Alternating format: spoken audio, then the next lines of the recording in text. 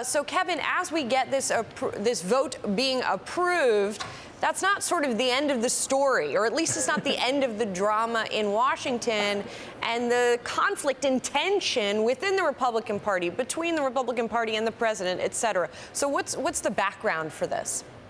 Well, it's just in time for the holidays when there will be a new type of political drama surrounding Washington. The House just voting on a 316-90 vote, advancing more than $15 billion in hurricane assistance relief funding, sending it to the president's desk, and also, very important, furthering raising the debt limit, preventing that political fight until December 8th. So it's a 3-month extension on the continuing resolution. So when you take a deep breath and you look a step back, however, the vote, 316-90, perhaps foreshadowing, with some Republicans voting against this, of the looming policy fights that House Speaker Paul Ryan will face in the month of December, when he will have to try to muster Republican support from ultra-conservative hardliners in the Freedom Caucus to not only raise the debt limit, but to also pass a partial government funding bill to keep the government open.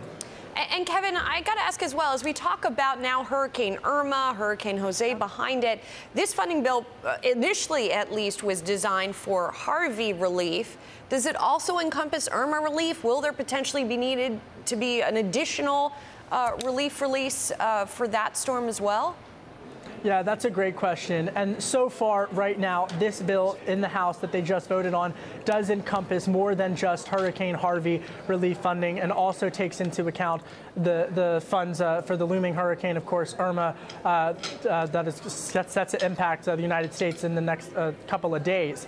That said, there's also some other policy fights that could be impacted by the storms, including flood insurance reauthorization. Many folks in Florida and Louisiana, Texas, heavily impacted by by flood insurance as a result of the hurricanes. Lawmakers in the House and the Senate have to pass some type of legislation to re-extend the government's involvement in the flood insurance program. Conservatives want to have more conservative reforms for the private sector, but that's also divided Republicans. I anticipate we're going to be hearing a lot more about flood insurance in the weeks and months ahead as well.